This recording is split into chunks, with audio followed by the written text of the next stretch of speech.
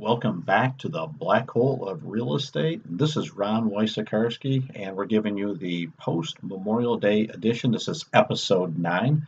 Um, Today, we're going to talk about the pandemic gut punch and how it affected the sales for the month of April in the Daytona Beach area, and the impact that it's going to have in the future sales for families and investors alike. And towards the end, we're going to have maybe just a little bit of hope out there for the would-be home buyers and sellers of 2020 and what that's going to look like. The first thing we want to look at is home sales.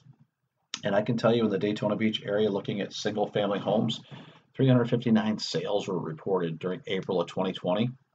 What a drop off last year. In April of 2019, 494 sales. So if we went from about 500 down to 350, dramatic drop, about 27% is what it went down. Last year, if you look at March 19 was 446 and March 20, 486. What does that mean? What it means is you would anticipate an increase in sales of almost 10% year over year, and that's what we had. But when we look at this year, it went down to, again, quite a bit.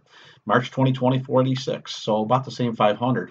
It's about 23% lower. So as opposed to a 10% increase, we saw a 20% decrease. It's a big, wide swing. Now, there is an interesting piece in there. If you look at the median sales price a year ago, 231, and for March, and last year, April, 230. So about the same median sales price. If you look at March of 2020, the median sales price was 250. And any guess what it was in April of 2020? Well, it was 250. So we saw from March to April of 2019 a similar median sales price at about 230, and from March to April in 2020 we saw a similar median sales price, but it was up to 250. So what the report is telling me is that even though sales are dramatically up as far as the number of sales, the price held firm. And these are sales that were likely put under contract in February and definitely in March, and perhaps some that went under contract early April that closed, rather quickly, which can happen in our market. So we're reporting some COVID sales, is what I want to say. So the price at the moment is holding firm. For someone that was waiting for the price to drop dramatically, we haven't seen that. And I believe I remarked last week that for the buyers out there, it's almost like COVID never happened. They're back. They're in droves.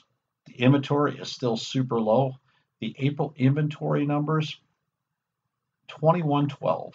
So if you think about that, last year in April, 2485. So that's 15-20% drop, about 15% in the number of homes that buyers could choose from. So selection is down. The interest rates are even lower than last year. Who would have thunk that one?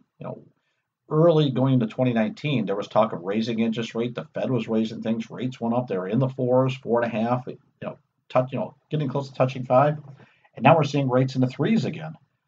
So when we have a lot less homes to choose from, and we have super low interest rates, that's a catalyst, for buyers to want to come back in the market. But with the inventory low and sellers still hesitant to get back out in the market, that's going to be a talk of this market. To some extent, the sellers may be in a little bit of control, but the buyers, they know what they want. And if there's an overpriced property out there that's been lingering on the market, that's probably going to continue to be unsold in this market. We're not at a place where we feel that buyers are going to just buy up any old inventory. They'll probably slide over to new construction, which has been a big story the last few years. So as far as the sales report, what does it mean to you? What it means is there were less home sales in the month of April, and the price held firm, and that's likely to continue based on the numbers we're seeing right now. And with an increased number of buyers out there, it's got to tell us that some sellers will start to pull themselves off the fence, if you will.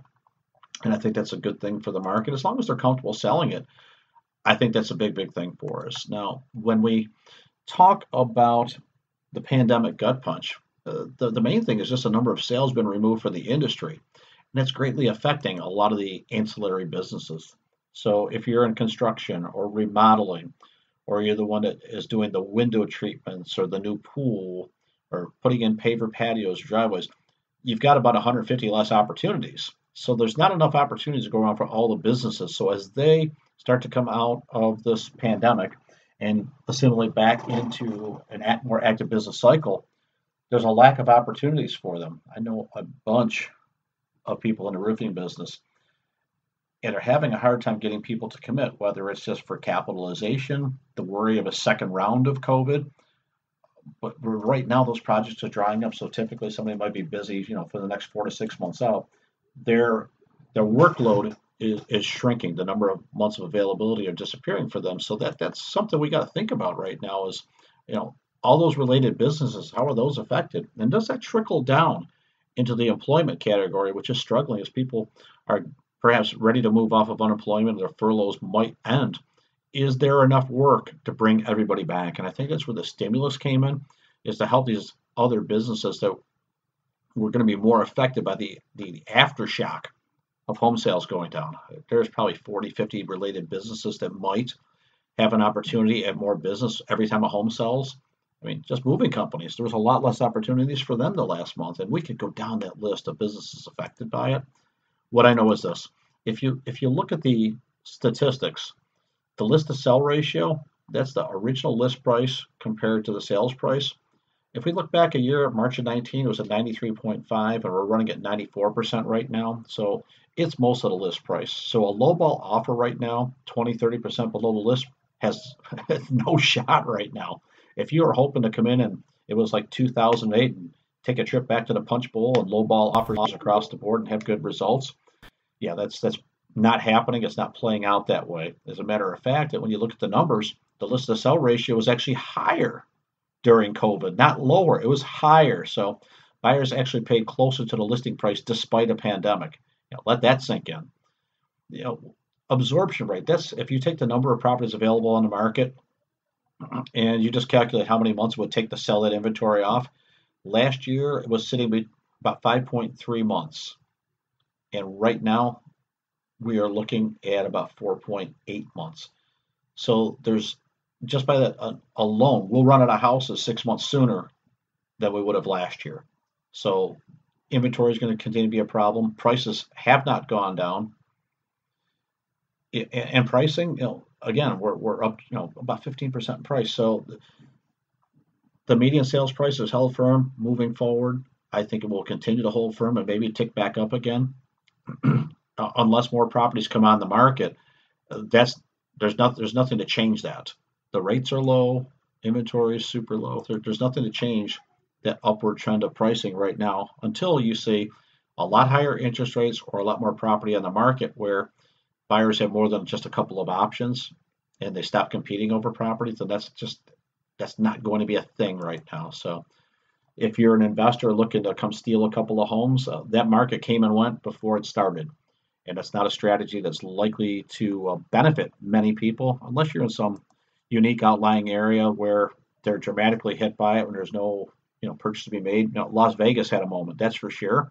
I know some people have made some big investments in Las Vegas, and maybe for that moment there was some very motivated sellers, but I think that was clean pretty fast. I don't see, even right now, most of those investors have moved out because they found the number of sellers willing to cut bait and run away and sell at a supreme discount.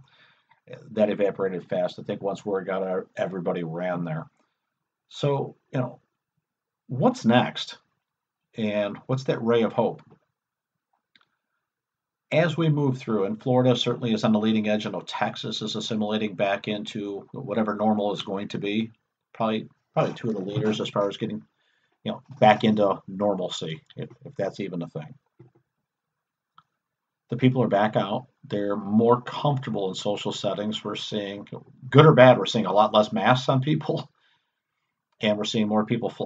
They're flocking to the restaurants, and there's waiting lines to get in. But I believe they're moving phase two from 25 to 50% capacity. So we're on the way back. And certainly in Florida, if you think of this as a really long hurricane, which is something we talked about a couple of months ago, this was never going to be like 2008. It was going to be more like 9/11, if you will, where people paused for a while. They're moving back in, to society. They're doing the social things. They're more comfortable being out there. As that comfort level increases, I think sellers are going to see an opportunity, and they're going to say, you know what? Okay, we're getting back to normal. My fears are lowering. I think I'm ready to let people in my house to sell that property. That's where the inventory is going to come from. It's just a willingness to take that bit of a chance where it was uncomfortable and uncertain, 2 months ago.